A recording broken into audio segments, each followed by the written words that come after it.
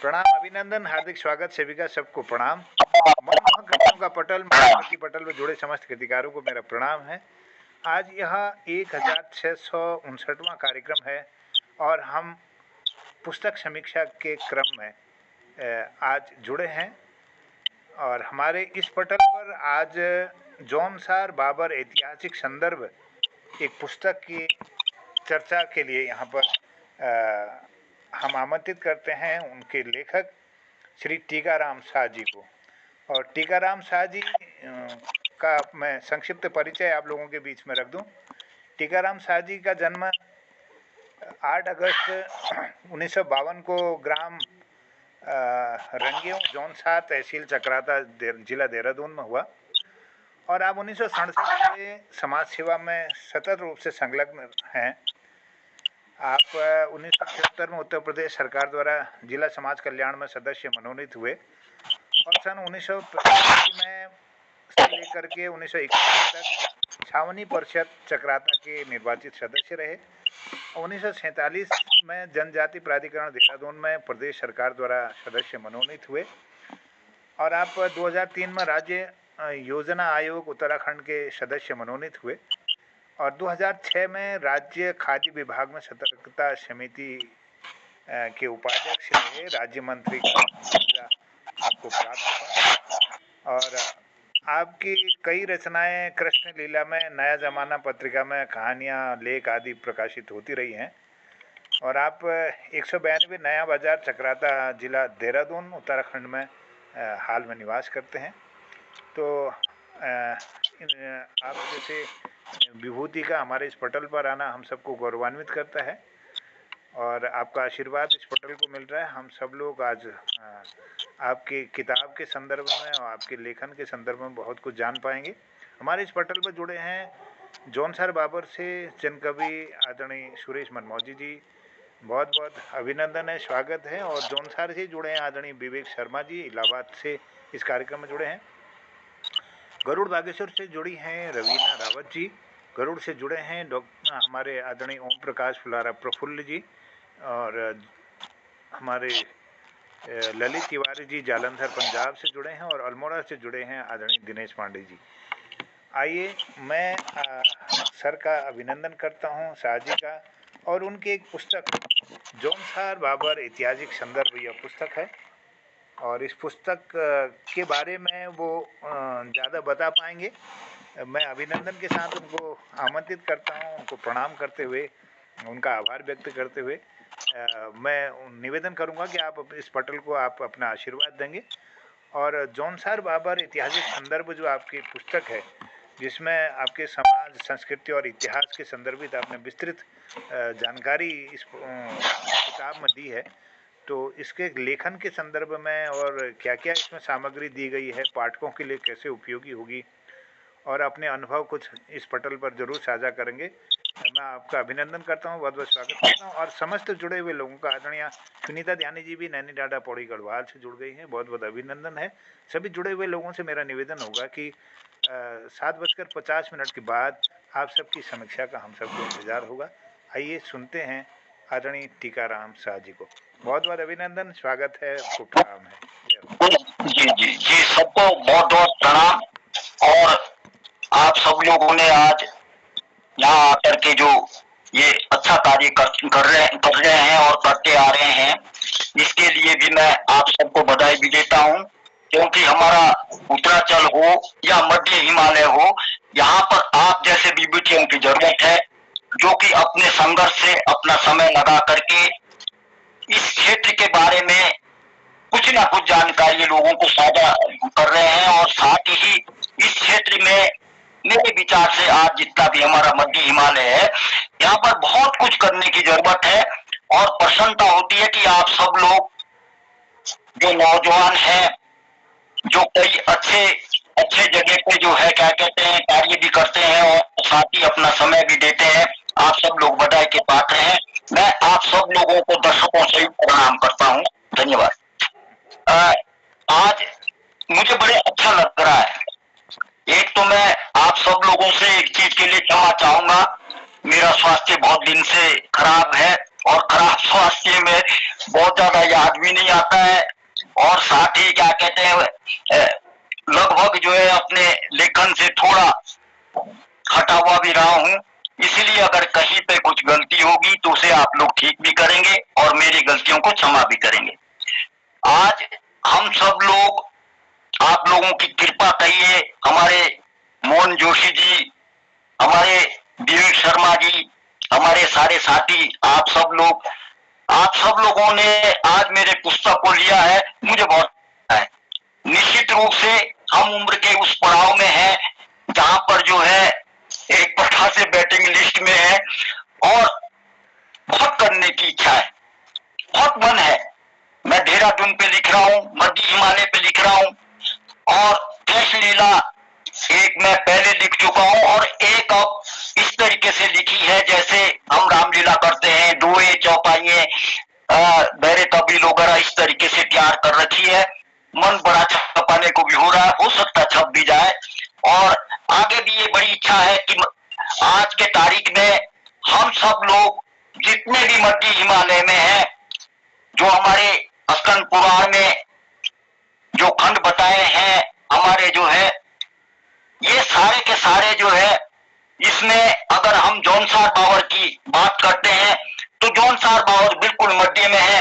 कुर्माचल, केदार खंड, जालंधर खंड और कश्मीर खंड, नेपाल खंड को अगर हम थोड़ा, आज वो हमारे देश में है भी नहीं, अगर अलग करते हैं तो ये जो 4 खंड है इसके मध्य में हमारा बिल्कुल जौनसार बावर है। और जौनसार बावर जो है, मेरे विचार में जो मैंने शोध करा है, जौनसार बावर वो जगह है, जौनसार बावर का कालसी, जहां पर सबसे पौराणिक, मैं पौराणिक कहूंगा उन्हें, या पौराणिक नहीं बल्कि ऋग्वेद कालीन जो हमारे कुलीन थे, जिन्होंने यहाँ पर जो है बहुत बड़े क्षेत्र में जो है सतलुज से लेकर के और काली नदी तक शासन करा है, उस क्षेत्र के जो कुलीनों की राजधानी रही है ये कालसी में रही है। यमुना के किनारे होने के कारण इसको जो है कालीन नगर करके इस जगह को कहा गया है। और निश्चित रूप से आज भी अगर हम इस चीज को वहां पर खोज करते हैं तो ऐसे कई निशान मिल जाते हैं कि जो वहां की जो प्राचीन राजधानियां थी, जो वहां पर आज भी हैं। अगर कभी आप सब लोग भी आकर के उसे देखेंगे या देख चुके होंगे तो जगह जगह जो है, चाहे क्या कहते हैं उसका नाम कानीगढ़ है, चाहे राजा ऋषालु का गढ़ है जो शालीबान के लड़के थे, जिन्होंने जो है शालीबान ने गजनी बसाया था, ये गजबाऊ ने गजनी बसाया था, गजबाऊ के बेटे जो है शालीबान थे। ये सारी चीजें जो है हमारा जौनसार बावर इस चीज के लिए जो है ये बताता है कि ये जो कालसी जगह है ये ऐसे सेंटर में रही है। और कुछ आज भी प्रमाण है, अगर हम अपनी भाषा लेते हैं, हमारा जो जौनसार का कालसी के निकट का जो हिस्सा है वहां पे शौ के ऊपर बड़ा जोर दिया जाता है, और आपके जो पिथौरागढ़ क्षेत्र है वहां भी शौ के ऊपर बड़ा जोर दिया जाता है, क्योंकि जब यमुना ने अपना भाव बदला और जो है क्या कहते हैं जो कुलीनों की राजधानी के साथ जो नगर था वो पूरा विध्वंस हो गया लगभग 4वीं शताब्दी में। तो जो कुलीन, जो बचे हुए कुलीन है वो वहां से जोशीमठ चले गए थे और बाद में वो पथीर के रूप में जो है मेरे विचार से जो है आए हैं। तो निश्चित रूप से जौनसार बावर ऐतिहासिक संदर्भ जो है मैंने प्रयास करा है कि जो हमारा सतलुज से लेकर के जो हिमाचल का क्षेत्र है और हमारा जो है उत्तराखंड के जौनसार तो लिखा ही है, लेकिन उत्तराखंड का जो गढ़वाल और कुमाऊं है उसको भी साथ ही साथ मैंने इसमें समेटा है। ये कोशिश करी है कि ये जो हमारा पूरा हिमालय बेल्ट है ये हमारी जनजाति क्षेत्र में रहा है, आदिवासियों का क्षेत्र रहा है, हमारे अलग रीति रिवाज रहे हैं, हम लोग बिल्कुल अलग से देवताओं की तरह से रहने वाले लोग हैं। और जो है इस मेरे ख्याल से जिस तरीके से नदियों का उद्गम है, हमारी सारी संस्कृतियों का, चाहे वेद व्यास की तपस्थली है या अन्य जो है क्या कहते हैं ऋषियों की तपस्थली की बात आती है, तो निश्चित रूप से इन्हीं क्षेत्रों में उनके प्रमाण मिलते हैं। तो आज जो है जरूरत हम सब लोगों को है कि एक जौनसार बावर संदर्भ ही नहीं बल्कि हर, चाहे कुर्माचल हो, चाहे केदार खंड हो, चाहे क्या कहते हैं लिखा भी है लोगों ने, चाहे हमारे हिमाचल का जो क्षेत्र है या कश्मीर का है, इन सब में आपस में समन्वय बने और हम लोग जाने। मैं तो कोई बहुत बड़ा आदमी नहीं हूं, साधारण व्यक्ति है, हमारे मनमौजी जी जानते हैं। निश्चित रूप से ये मेरे मन में जरूर था कि जो मेरी जन्मभूमि है, इस जन्मभूमि को जो कहीं भी लेखन में दर्ज नहीं है, इसके ऊपर अध्ययन करें। मैंने लगभग 8 वर्ष तक जो है पूरा हिमाचल से लेकर के और जो है जौनसार तक की इसका जो है पूरा अध्ययन करा है। गांव-गांव में मैं वैसे तो लगभग हमारे 358 गांव के करीब है, 39 जिसे पटिए कहते हैं, वो जो है हम उसको खट्टे कहते हैं, 39 खट्टे हैं। उन सब में मैं कम से कम 3-3, 4-4 बार पैदल घूमा हूँ और जो है उसको देखा है। उसके बाद मैंने जौनसार बावर ऐतिहासिक संदर्भ को लिखा है। जौनसार बावर ऐतिहासिक संदर्भ में चाहे लाखा मंडल को ले लें, जहां पर जो है बिंदुसर होने की बात कही जाती है पौराणिक, और जो है क्या कहते हैं शिव भूमि कही जाती है, पांडवों की कर्मस्थली कही जाती है, चाहे विराटगढ़ रहा हो। विराटगढ़ की भी यही स्थिति है कि जो विराटगढ़ है, विराटगढ़ के बारे में जो है, वैसे तो विराटगढ़ जो है मेरठ जिले में भी है, नेपाल में भी है, कुमाऊं में भी है, कई जगह है। लेकिन महाभारत को जब हम पढ़ते हैं तो विराटगढ़ को जो है यमुना के किनारे बताते हैं, और यमुना के किनारे से जो है ये कहा जाता है कि जो इन्होंने औजार रखे अपने, और औजार रखने के बाद जो है जब द्रौपदी थकती है अर्थात तो पहाड़ में चढ़े हैं, वो प्लेन में नहीं था विराटगढ़, और जो है द्रौपदी थकती है तो युधिष्ठिर अर्जुन को कहते हैं कि द्रौपदी को जो है कंधे पे उठा लीजिए, ये थक गई है, ये चढ़ाई का रास्ता है। और विराटगढ़ की सुरंगें, और विराटगढ़ में गौठान या क्या कहते हैं उसके साथ जो है नीचे कीचक जहां पर हुआ था वो जगह, और जो है क्या कहते हैं साथ में जहां हाथी बनते थे, जहां पर जो है क्या कहते हैं कौरव पांडवों का युद्ध हुआ था, अर्जुन ने युद्ध लड़ा था उत्तर के साथ, विराट पुत्र के साथ, वो जगह सब मिल जाती हैं। देखने से सारी चीजों का वो होता है। और साथ ही जौनसार बावर का अपना अलौकिक जो कल्चर है, जो बिल्कुल सब लोगों से भिन्न है। हमारे रीति रिवाज, हमारे इस क्षेत्र में जो है क्या कहते हैं कुछ ऐसी चीजें जिससे कि जौनसार को जो है साधारण नहीं कहा जा सकता है। कालसी में अशोक का शिलालेख, उसी के साथ लगा हुआ 4 अश्वमेध यज्ञ होने वाला जो क्या कहते हैं राजा शील बर्मन का जो है यज्ञ, 4 में से 3 यज्ञ स्थल मिले हैं। और साथ ही आपका जो है अनोल वैसे तो हमारे वासु देवता की भूमि कही गई है, और उसको जो है क्या कहते हैं वासु देवता के रूप में उसको माना जाता है और जाना जाता है। लेकिन वासु देवता के साथ साथ जो हमने उधर खोज करी, हमारे साथ कटोच जी भी थे, और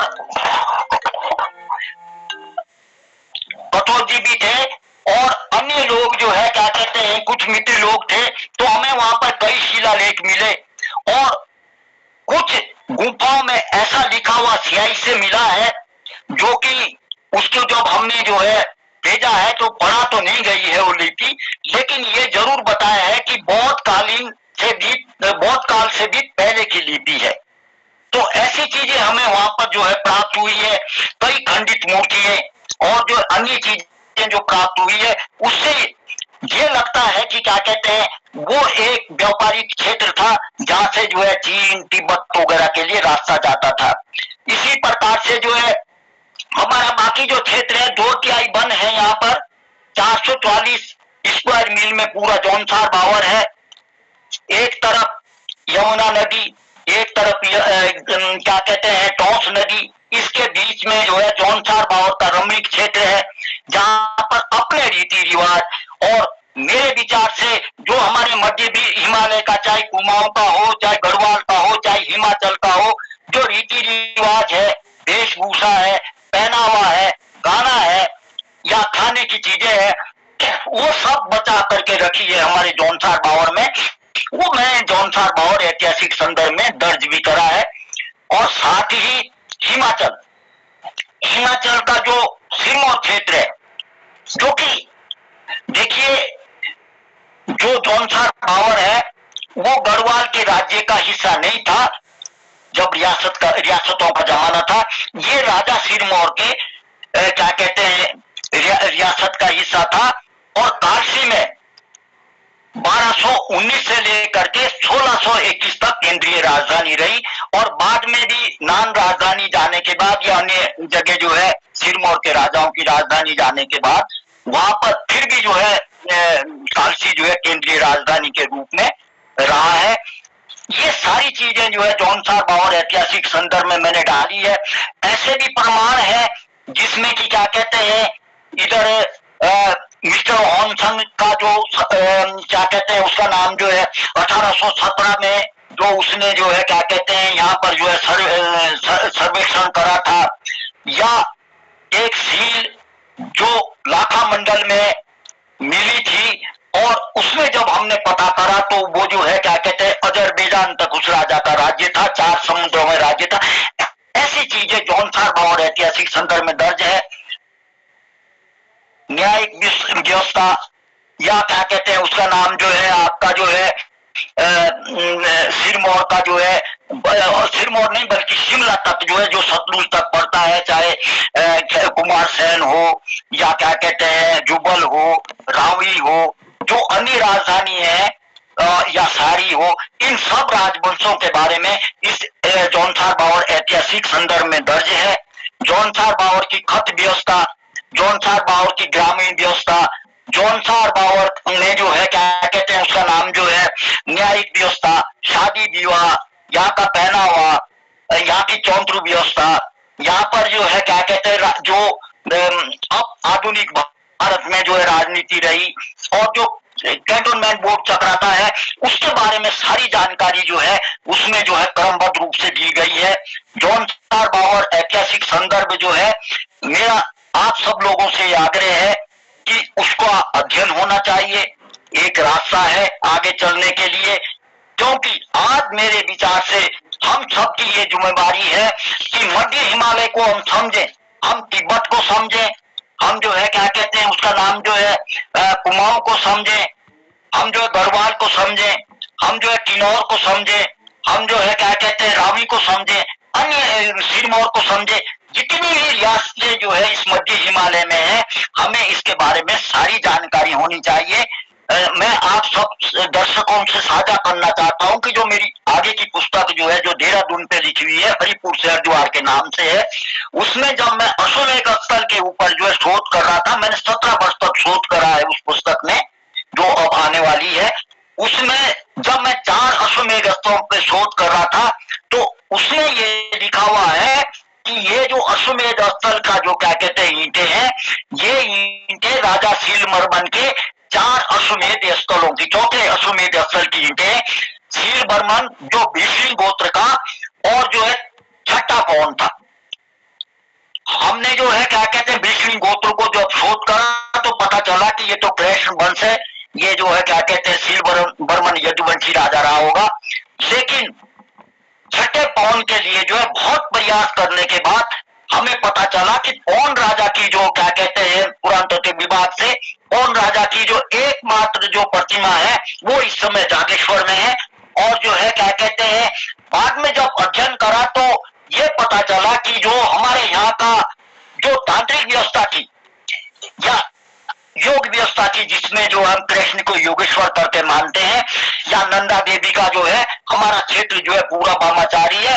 और ये जो क्या कहते हैं जो कॉलेज है जहां पर पौन विद्या के बारे में जाना जाता था योग के बारे में, ये तिब्बत के कैलाश सरोवर के पास स्थित है।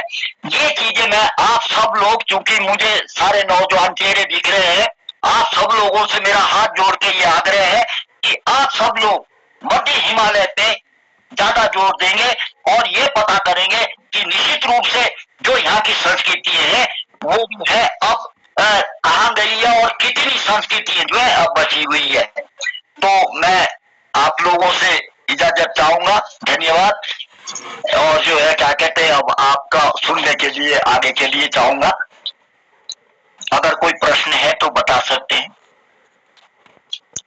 वाह वाह, बहुत धन्यवाद आदरणीय, आपने विस्तार से इस क्षेत्र के बारे में हम सबकी जानकारी बढ़ाई है। मेहरबानी जी। आपको बहुत जी जी बधाई जी जी। इस सृजन के लिए। आप इस उम्र में भी इस पूरे अध्ययन में और लेखन में लगे हुए हैं।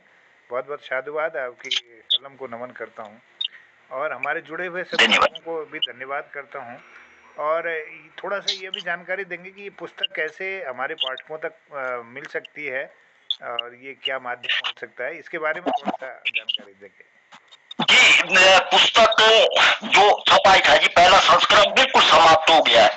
दूसरा संस्करण इस समय जो है प्रेस में है, देहरादून में जो है क्या विंसर पब्लिशर्स है, जी वो इसे छाप रहे हैं। बहुत जल्दी ये आ जाएगा और आप लोगों तक पहुंचाने के लिए मैं कोशिश करूंगा। ये तो मेरा सौभाग्य होगा, सब लोग इस पुस्तक को पढ़ेंगे। अच्छा, निश्चित रूप से इसमें कोशिश करी है मैंने, शायद अच्छा लग गया है। अच्छा, लेकिन ये तो आप ही लोग निर्णय करेंगे कि अच्छा है या कैसा है। लेकिन निश्चित रूप से इसमें बहुत आती है इस पुस्तक को, यहाँ तक कि हमारे उत्तराखंड में मैं इसका विमोचन नहीं करा जी तो राजा वीरभद्र ने इसको रेणुका मेले में इसका विमोचन करा था। जी जी। क्योंकि हिमाचल में ये हमारी तो इसलिए जो है क्या कहते हैं, कुछ कठिनाई आती है जी इसमें जो है पुस्तकों में। हाँ, बहुत अच्छा लगा। और मैं आया हूँ कालसी महाविद्यालय में एक वहाँ सम्मेलन, कवि सम्मेलन में आदरणीय हमारे मनमोहन जी और सभी लोगों का स्नेह मिला और बहुत अच्छा लगा। और लाखा मंडल का ये जो क्षेत्र है, पांडवों के वहाँ पर जो निवास की स्थली है, वो सब मुझे देखने का मौका मिला और बहुत सुंदर आपका क्षेत्र है। और मैं सभी को कहूँगा कि एक बार ज़रूर जौनसार का क्षेत्र जरूर घूमें और महाशिवरात्रि का गमन करने। धन्यवाद धन्यवाद आपका। आप फिर आइए, जरूर आइए। हाँ बिल्कुल अच्छा, बिल्कुल। और बाकी जगह भी जी जी, मनमोहन विवेक जी हमारे लगे रहते हैं। विवेक जी की किताब का भी लोकार्पण हुआ था उस कार्यक्रम में, तो बहुत अच्छा लगा। आप जुड़े, आपका आशीर्वाद सदा हम सब तक मिलता रहे, तो धन्यवाद करता हूँ। आपका बहुत बहुत धन्यवाद। तो हमारे आदरणीय जन कवि जी हैं सुरेश मनमोजी सर, आप भी कुछ प्रकाश डालेंगे। अपने कुछ प्रश्न हो तो आदरणीय टेकाराम शाह जी से आप प्रश्न पूछेंगे किताब संदर्भ में। स्वागत सर, मेरे को बहुत प्रश्न रहते शाह जी से, और हमारी हम आस पास में ही रहते हैं। यही कहूंगा कि आज के डेट में मेरे पुस्तकालय में एक किताब है और मैं चाहता हूँ जौनसार बावल को अगर पढ़ना हो तो इस किताब में मतलब पूरी जानकारी इस किताब में, मैं खुद भी इस किताब को पढ़ी है और हिंदी में है। भाषा सरल है और कम समय में पूरे इस जो हमारे 358 गांव हैं उनके बारे में भी, और यहाँ के पूरा हिमाचल से लेकर के, क्योंकि जो जौनसार की जब हम बात करते हैं तो लोग जौनसार को ये समझते कि कानपुर चक्राता ब्लॉक में ही जौनसार है। जौनसारी जो बोली भाषा है उसके बोलने वालों की संख्या बहुत ज्यादा है। चाहे वो गढ़वाल का कुछ क्षेत्र हो जिसको हम जौनपुर के नाम से जानते हैं, जौनपुर में बोली जाती है, हिमाचल में बोली जाती है, रोहई में बोली जाती है। तो हमारी बोली भाषा और यहाँ एक कल्चर हमारा मिलता जुलता है। तो इसको जो है हमें विद्यालय तक लाना है, यूनिवर्सिटी तक लाना है, तभी इसका जो सही फायदा होगा। और हमारे स्तर से भी, और मैं शाह जी को भी कहूंगा, आप जो एक राज्य मंत्री का उसमें रहे हैं और बहुत अच्छा इनका कार्य रहा है। जब तक कलकत्ता में कार्य वो रहता था तो लोग जो है लोगों की शिकायत चक्राता से देहरादून नहीं आती थी नीचे, वहीं पे सॉर्ट आउट होता था और हमारे इनके साथ जो है प्रश्न और वार्ता होती रहती है। तो मैं इस सेशन के माध्यम से सभी विद्वानों को एक संदेश देना चाहता हूँ कि इस किताब को जरूर ले। विंसर पब्लिकेशन द्वारा इसका अगला लॉट छाप रहा है और हम ग्रुप में जुड़े हुए हैं। जो भी जानकारी और आपको लेनी हो तो हम पहुंचाने का भी प्रयास करेंगे। इन्हीं शब्दों के साथ प्रणाम। धन्यवाद आदरणीय सुरेश मनमोजी सर, बहुत आभार, धन्यवाद आपको। और विवेक शर्मा जी भी जुड़े हैं इलाहाबाद से, बहुत बहुत अभिनंदन करता हूँ, स्वागत करता हूँ। मुझे लगता है कि आपके पास सर की किताब होगी, तो अगर है तो उसकी जानकारी इस पटल पर जरूर रखेंगे। और आपकी भी अपना जौनसार न्यायिक व्यवस्था संदर्भित आपकी किताब का भी लोकार्पण हुआ है विवेक शर्मा जी भी जौनसार के बारे में बहुत कुछ जानकारी उन्होंने भी अपनी किताब में दी है, और उनकी उत्साह नाम से भी एक पुस्तक प्रकाशित हुई है। चलिए, बहुत धन्यवाद। आप कुछ बात करना चाहेंगे आदरणीय साहब जी से? तो स्वागत है आदरणीय विवेक सर। हाँ, नेटवर्क की शायद दिक्कत आ रही है उनको। उनका मैसेज आया है। जी जी जी जी। चलिए, धन्यवाद विवेक सर, धन्यवाद। आपने आदरणीय टीकाराम शाह जी को हमारे इस पटल से जोड़ करके बहुत कृपा की है, धन्यवाद आपका। और भी लोग जुड़े हैं, आदरणीय ओम प्रकाश फुलारा प्रफुल्ल जी भी जुड़े हैं गरुड़ बचूर घाटी से, और आदरणीय ललित तिवारी जी जालंधर से जुड़े हैं। आदरणीय सुनीता ध्यानी मैडम जुड़ी हैं, प्रिंसिपल हैं नैनी राडा पौड़ी गढ़वाल में, और आदरणीय हमारे दिनेश पांडे जी जुड़े हैं अल्मोड़ा से। तो आपके मन में कोई प्रश्न आता है जौनसार को लेकर के किसी भी संदर्भ में, तो आदरणीय टीकाराम शाह जी से पूछ सकते हैं। तो स्वागत है आपका भी सभी का।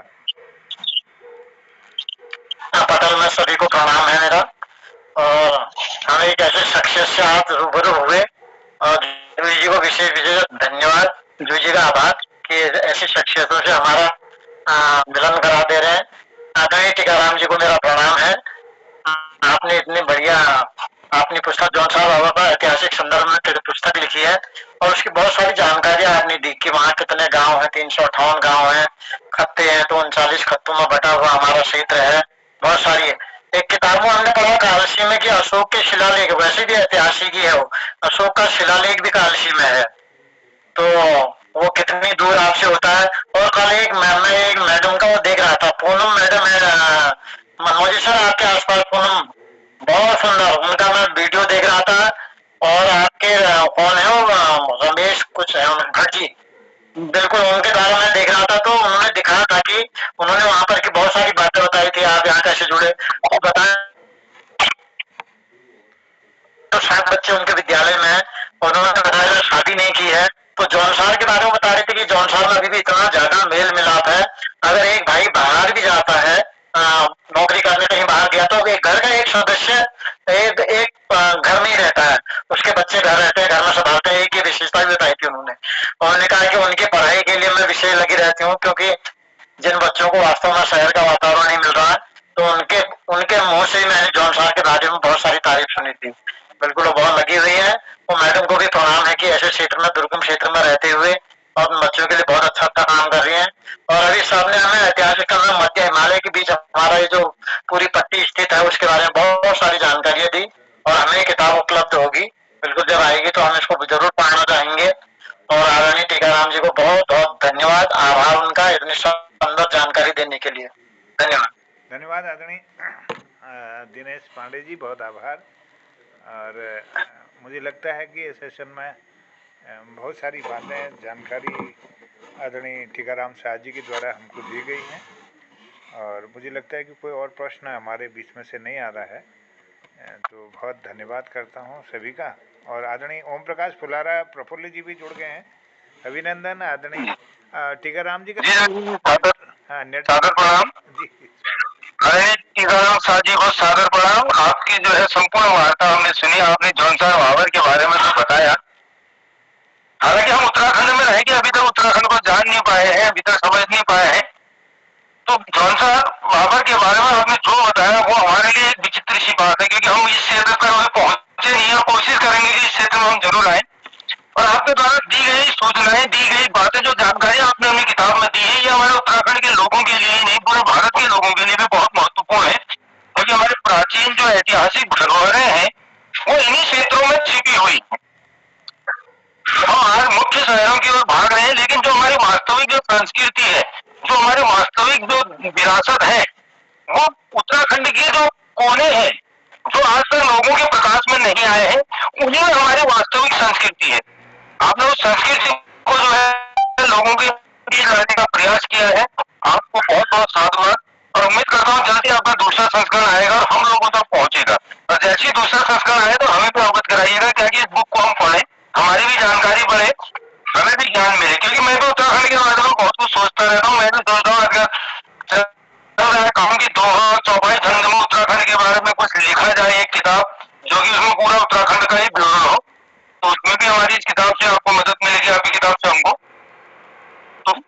जानकारी आपने दी, बहुत अच्छा ज्ञान हमारा हुआ है।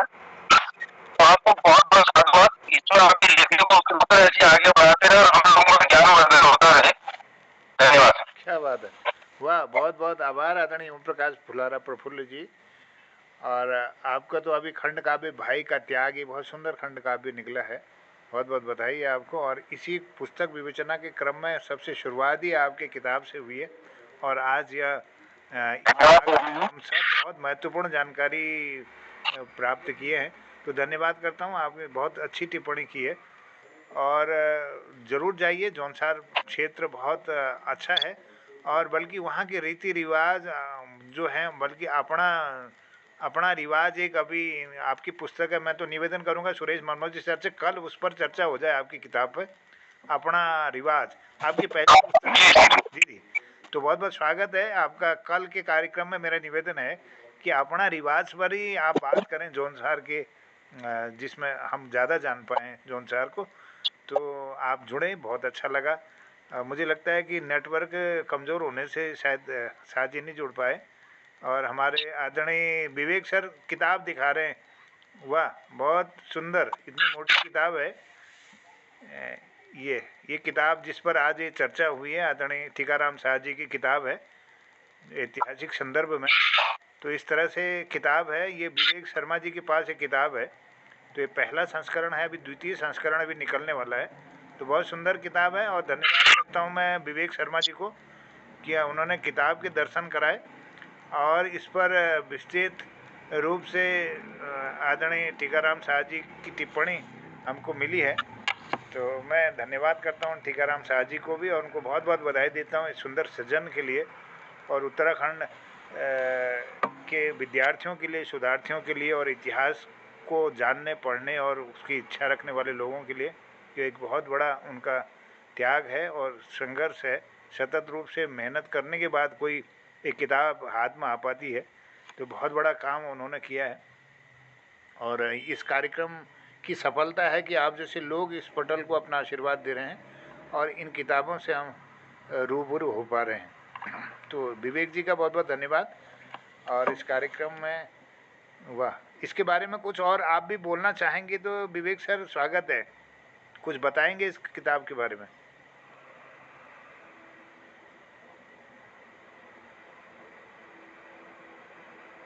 चलिए,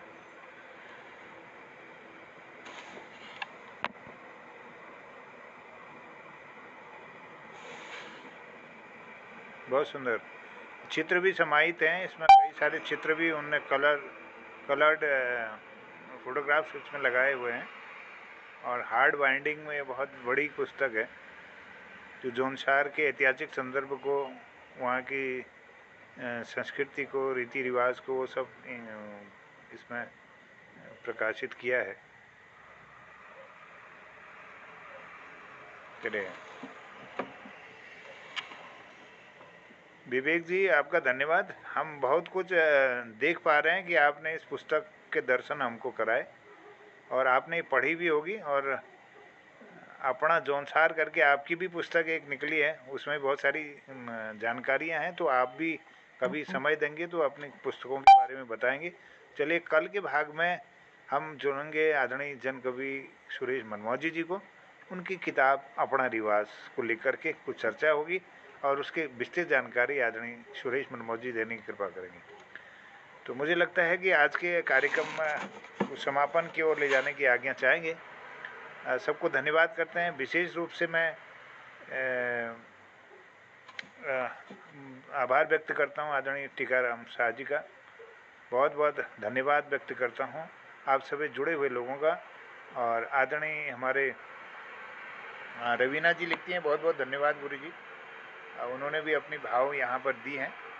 और सभी लोगों का आभार, और ओम प्रकाश जी का, आदरणीय दिनेश पांडे जी का, विवेक शर्मा जी का, और डॉक्टर निर्मल कुमार पंजी भी जुड़ गए अल्मोड़ा से, उनका भी अभिनंदन। और ललित तिवारी जी का आभार, जालंधर से जुड़े हैं। रवीना जी गरुड़ बागेश्वर उत्तराखंड से जुड़े हैं। सबका धन्यवाद करते हुए कहता हूँ शुभरात्रि, प्रणाम। कल के अगले पुस्तक समीक्षा के क्रम में आप सबका अभिनंदन है, बहुत बहुत स्वागत।